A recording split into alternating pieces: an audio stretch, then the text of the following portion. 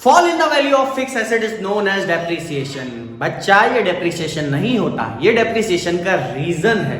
आज हम स्टार्ट करने जा रहे हैं क्लास 11 का एक new chapter, that is depreciation. क्या होता है डेप्रिसिएशन, किस तरीके से मशीन अकाउंट बनता है, डेप्रिसिएशन अकाउंट बनता है, ये सारी की सारी बातें हम करने वाले हैं। स्वागत है दोस्तों, मेरा नाम है फैज अली सैफी, आप देख रहे हैं हाई टू रीच हाई। तो चलिए शुरू करते हैं। तो सबसे पहले अगर बात की जाए डेप्रिसिएशन की, तो ये डेप्रिसिएशन है क्या। डेप्रिसिएशन से पहले मैं आपको एक चीज बता दूं, बहुत ध्यान से सुनिएगा।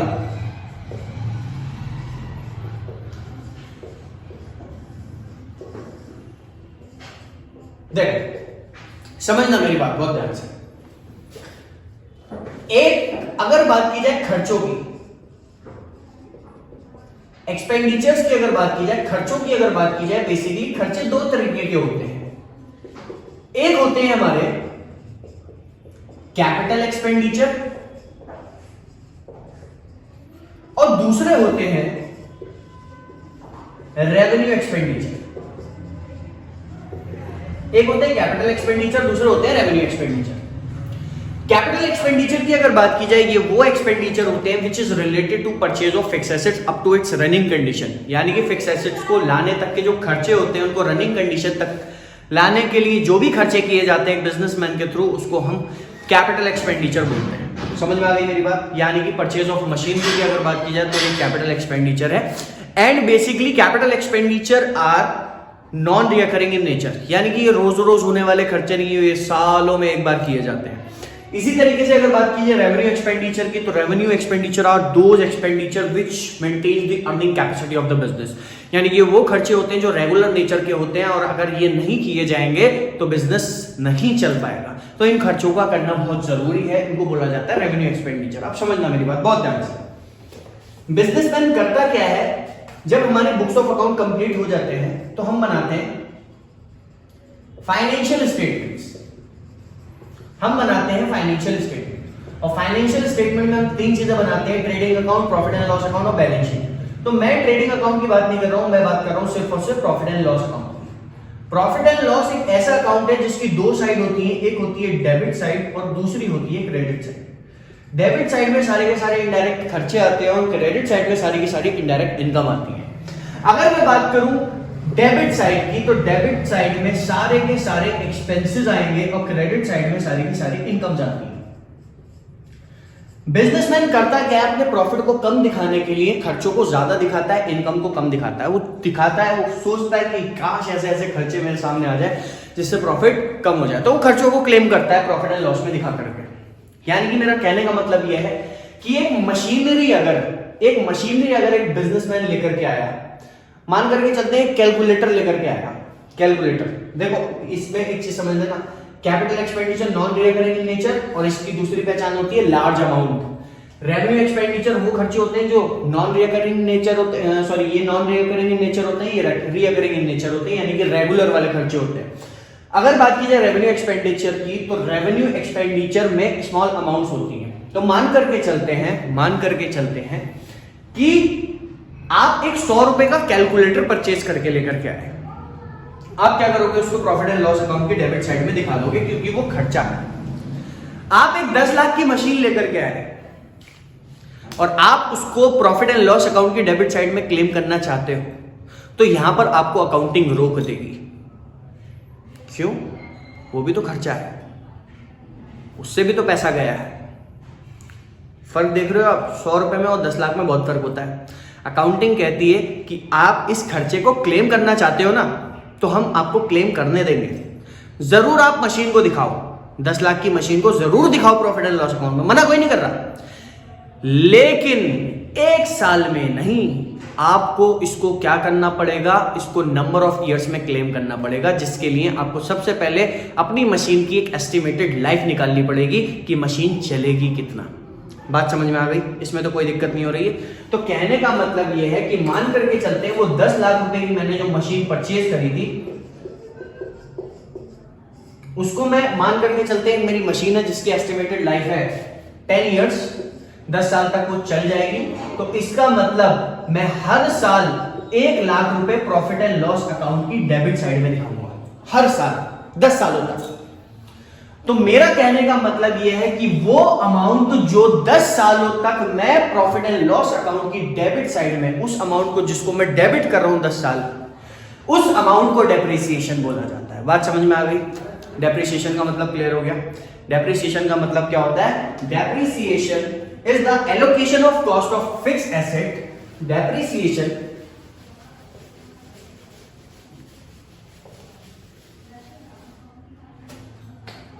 depreciation is the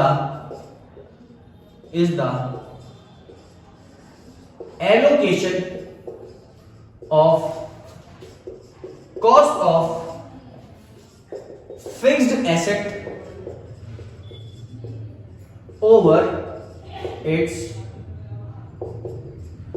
useful life. यानी कि जब कभी भी आप किसी फिक्स एसेट की कॉस्ट को नंबर ऑफ ईयर्स में एलोकेट करते हो, बांटते हो, तो उस अमाउंट को जो प्रॉफिट एंड लॉस अकाउंट के डेबिट साइड में शो की जाती है उसको डेप्रिसिएशन बोला जाता है। तो अगर कोई डेप्रिसिएशन पूछे तो उसको fall in the value of fix asset मत बताना, क्योंकि ये डेप्रिसिएशन का रीजन होता है। जाहिर सी बात है, जब डेप्रिसिएशन फिक्स एसेट पे लगेगा तो वो उसकी वैल्यू कम ही होगी। तो जो amount profit and loss account में शो की जाती है फिक्स एसेट को क्लेम करके, फिक्स एसेट की कॉस्ट को एलोकेट करके, उसी को हम क्या बोलते हैं? उसी कॉस्ट को हम, उसी अमाउंट को हम डेप्रिसिएशन बोलते हैं। बात क्लियर हो गई? दूसरी बात, depreciation is charge on tangible fixed assets.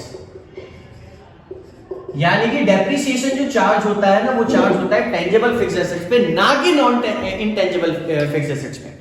यानी कि डेप्रिसिएशन प्लांट, मशीनरी, बिल्डिंग ऐसी चीजों पे लगता है which can be touch, which can be seen, जिनको देखा जा सकता है, जिनको छुआ जा सकता है, डेप्रिसिएशन उन पे चार्ज होता है। अगर बात की जाए इंटेंजिबल फिक्स्ड एसेट्स की, तो intangible fixed assets which can't be touch, which can't be seen, उन पे डेप्रिसिएशन चार्ज नहीं होता, उनकी वैल्यू भी कम होती है, लेकिन उसमें डेप नहीं, उसको बोला जाता है एमोर्टाइजेशन। यानी कि जब कभी भी गुडविल की वैल्यू, जैसे गुडविल है, goodwill is example of intangible fixed asset, सुनते आ रहे हो तुम कब से, तो उसपे जो डेप्रिसिएशन लगता है उसको डेप्रिसिएशन नहीं बोलते, उसको एमोर्टाइजेशन बोलते हैं। लेकिन फिक्स्ड एसेट पे जो लगने वाली अमाउंट होती है उसको हम क्या बोलते हैं? डेप्रिसिएशन। ठीक, बात क्लियर हो गई? दूसरी बात आपको क्या याद रखनी है? दूसरी बात आपको ये याद रखनी है कि मान करके चलते हैं हम जो मशीन लेकर के आते हैं, मान करके चलते हैं कि मैं 10 लाख की मशीन लेकर के आया, उस पे 1 लाख का डेप लगा, तो इसके बाद उसकी वैल्यू कितनी बची? 9 लाख। तो इससे ये पता चलता है कि ये जो 10 लाख रुपए जो मैंने खरीद में लगाए थे, इसको बोला जाता है ओरिजिनल कॉस्ट। इसको क्या बोला जाएगा? Original cost. फिर नेक्स्ट अगर बात की जाए, ये जो 1 लाख की अमाउंट थी जो मैंने इस पे चार्ज करी, इसको बोला जाता है डेप्रिसिएशन। और जो बैलेंसिंग फिगर होती है ना, इसको बोला जाता है बुक वैल्यू। क्या बोला जाएगा इसको? बुक वैल्यू इसको बोला जाता है। बात समझ में आ रही है? अब यहां पर 2 सिचुएशंस होती हैं, समझना मेरी बात बहुत ध्यान से। 2 सिचुएशन होती हैं। बुक वैल्यू का मतलब आज के टाइम पे उस फिक्स एसेट की, उस पर्टिकुलर एसेट की वैल्यू कितनी है। हमेशा याद रखना, डेप्रिसिएशन चैप्टर में हमें क्या करना पड़ता है? इसको कंपेयर करना पड़ता है। किस तरीके से कंपेयर करना पड़ता है? आप एक चीज समझ लेना कि एक होती है बुक वैल्यू, एक होती है सेल वैल्यू। बुक वैल्यू और सेल वैल्यू हमेशा याद रखना, जब कभी भी बुक वैल्यू सेल वैल्यू से ज्यादा होगी, यानी कि चीज की कीमत थी 10 लाख, लेकिन बेचने निकले तो उसको, उस पे हमें कितने मिल रहे हैं? सिर्फ और सिर्फ उस पे मिल रहे हैं हमें 9 लाख रुपए। तो इस सिचुएशन में क्या हो रहा है? हमें लॉस, उसको बोला जाता है कैपिटल लॉस। इसको बोला जाएगा कैपिटल लॉस। इसी तरीके से जब कभी भी बुक वैल्यू सेल वैल्यू से कम होगी, यानी कि चीज की कीमत थी 9 लाख, लेकिन बेचने गया तो मिले 11 लाख, इस केस में क्या हो रहा है? आपको फायदा हो रहा है, तो इसको बोला जाता है कैपिटल गेन। इसको बोला जाता है कैपिटल गेन। अब हमेशा आपको क्या याद रखना है, जब कभी भी हम यहाँ पर मशीनरी अकाउंट बनाएंगे, तो अगर लॉस हुआ तो मशीन अकाउंट की आपको इसको क्रेडिट साइड दिखाना है, और जब कभी भी आपको फायदा होगा तो आपको उस फायदे को, मशीन से होने वाले, इसको आपको दिखाना है प्रॉफिट, मशीन अकाउंट की डेबिट साइड में। बात क्लियर हो गई? फिर एक बात और ध्यान में रखनी है। क्या बात ध्यान में रखनी है कि डेप्रिसिएशन ना एक खर्चा है। Depreciation is a non cash expense. याद रखना हमेशा, depreciation is a non cash expense. Non cash expense का मतलब क्या हुआ कि खर्चा तो होता है लेकिन कैश का बाहर निकलना हमको नजर नहीं आता, कैश का आउटफ्लो यहां पर कहीं से कहीं तक नजर नहीं आता, क्योंकि आप एक बार में इकट्ठा 10 लाख रुपया दे चुके हैं। समझ में आ रही मेरी बात? तो इसलिए इसको नॉन कैश एक्सपेंस बोला जाता है कि खर्चा तो होता है लेकिन कैश का आउटफ्लो होता हुआ नजर नहीं आता। तो ये आपका डेप्रिसिएशन का कॉन्सेप्ट है। ठीक, अब यहां पर मैं आपको कुछ इंपॉर्टेंट एंट्रीज बताने वाला हूं। इन एंट्रीज को बहुत ध्यान में रखना, क्योंकि मैं पूरा का पूरा अकाउंट आपको इन जर्नल एंट्री से ही करवाने वाला हूं। समझ में आ गई मेरी बात? तो इसको देख लो। अब मैं बता रहा हूं आपको डेप्रिसिएशन की जर्नल एंट्रीज। ये कुछ एंट्रीज अगर आप याद रख लेंगे तो इन एंट्रीज से आपका पूरा का पूरा अकाउंट बनने वाला है। बहुत ध्यान से सुनेंगे मेरी बात, बहुत ध्यान से। देखो, सबसे पहले अगर बात की जाए तो सबसे पहली अगर बात की जाए फिक्स एसेट्स की, तो फिक्स एसेट्स में या तो आप फिक्स एसेट की सेल करते हो या फिर फिक्स एसेट की परचेज करते हो। अगर आप फिक्स एसेट की सेल करते हो तो आपके पास पैसा आता है, फिक्स एसेट जाते हैं, तो एंट्री बन जाती है bank account debit to fix assets account. Bank account debit to fix assets account. और आप फिक्स एसेट जब परचेज करते हो तो एंट्री बनती है fixed assets account debit to fixed assets account debit to bank account. यानी कि अगर आपने मशीन परचेज करी है तो एंट्री बना होगा machine account debit to bank account. बात क्लियर हो गई? फिर इसके बाद दूसरी बात, डेप्रिसिएशन। डेप्रिसिएशन की अगर बात की जाए तो डेप्रिसिएशन की भी आपको दो एंट्रीज याद रखनी है। एक होती है डेप्रिसिएशन को चार्ज करने की ऑन फिक्स एसेट्स, एक डेप्रिसिएशन को चार्ज करने की फिक्स एसेट्स में, और दूसरी एंट्री जो आपको याद रखनी है वो है depreciation transfer to profit and loss account. Transfer to profit and loss account, यानी कि जब कभी भी प्रॉफिट एंड लॉस अकाउंट में आप डेप्रिसिएशन को ट्रांसफर करेंगे तो उसकी जर्नल एंट्री क्या बनेगी? तो सबसे पहले डेप्रिसिएशन चार्ज करने की एंट्री क्या बनती है? देखो, डेप्रिसिएशन एक खर्चा है, हमेशा डेबिट में आएगा, याद रखना। जर्नल एंट्री बनाते टाइम हमेशा डेबिट में आएगा, और जब कभी भी डेप्रिसिएशन लगता है तो इससे फिक्स एसेट की वैल्यू कम हो जाती है। ये एंट्री एक चार्टर्ड अकाउंटेंट से उसके इंटरव्यू में पूछी गई थी, याद रखना।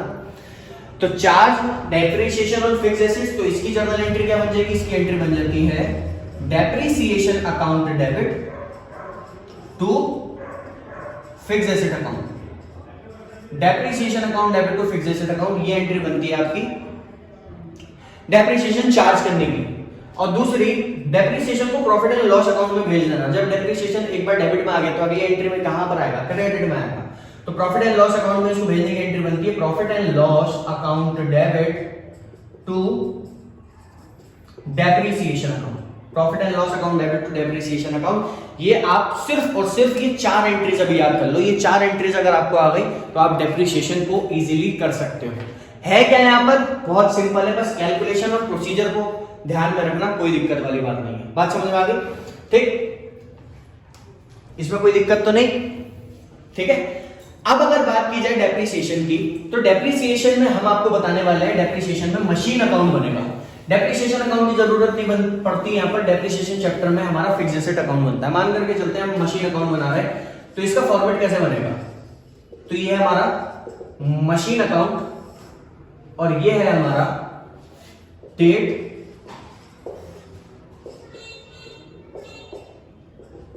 particulars amount date particular amount। ठीक है। अब जो मैंने तुम्हें जर्नल एंट्री बताई थी ना, उन जर्नल एंट्रीज को याद कर लो बस। सबसे सिंपल तरीका बता रहा हूं मैं, ढूंढ लेना। अब क्या हो रहा है, मान करके चलते हैं सबसे पहले आप जब फिक्स एसेट परचेज करते हो, मान करके चलते हैं 1 अप्रैल को हमने मशीन खरीदी, क्या बनेगी जर्नल एंट्री खरीदने की? Machine account debit to bank. Machine कहां पर आ रहा है? डेबिट में। एंट्री भी कहां पर होगी? डेबिट में। लेकिन कभी भी अपने अकाउंट में अपना नाम नहीं आता, अपोजिट नाम क्या है? बैंक। तो इसका मतलब क्या लिखेंगे? 1 अप्रैल को मान करके चलते हैं आपने एक मशीन खरीदी, तो यहाँ लिखेंगे टू बैंक अकाउंट, मशीन का नाम रख देते हैं M1। ठीक है। अब साल खत्म होगा, मशीन को हमने इस्तेमाल किया, साल खत्म होगा, ईयर एंड होगा, तो यहाँ पर लगेगा इस पे डेप्रिसिएशन, यहाँ लिखेंगे डेप्रिसिएशन अकाउंट। ठीक है। डेप्रिसिएशन चार्ज की एंट्री क्या बताई थी? Depreciation account debit to fix asset. Fix asset यानी कि मशीन, मशीन कहाँ आ रहा है क्रेडिट में, एंट्री भी कहाँ होगी क्रेडिट में, लेकिन किस नाम से, डेप्रिसिएशन के नाम से।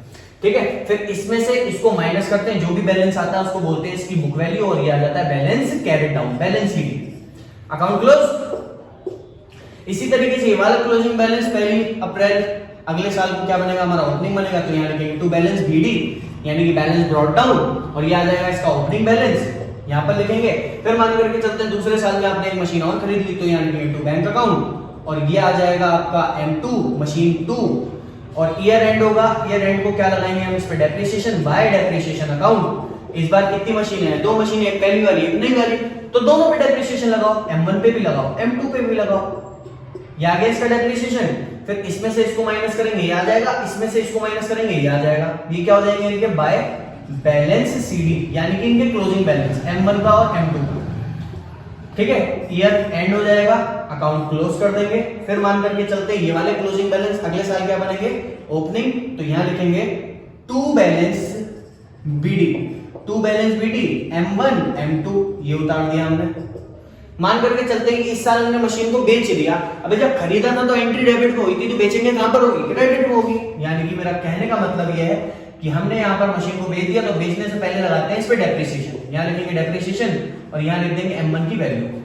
ठीक है, फिर मशीन को हम क्या कर रहे हैं, यहाँ पर बेच रहे हैं, सेल कर रहे हैं, तो यहाँ पर एंट्री क्या बनेगी, बाय बैंक अकाउंट, यहाँ लिखेंगे बाय बैंक अकाउंट, मशीन का नाम आ जाएगा M1।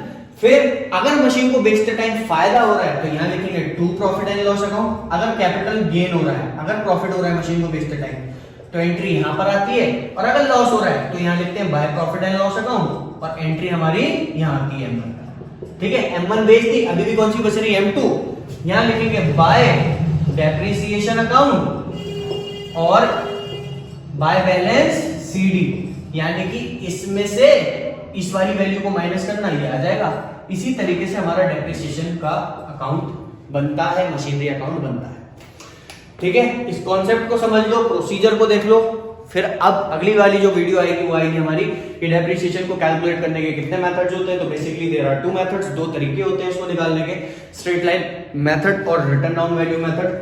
ठीक, तो वीडियो कैसी लगी दोस्तों जरूर बताइएगा। वीडियो अगर पसंद आई हो तो वीडियो को लाइक कीजिए, मेरे चैनल को सब्सक्राइब कीजिए, देखते रहिए aim high to reach high. Bye bye, take care.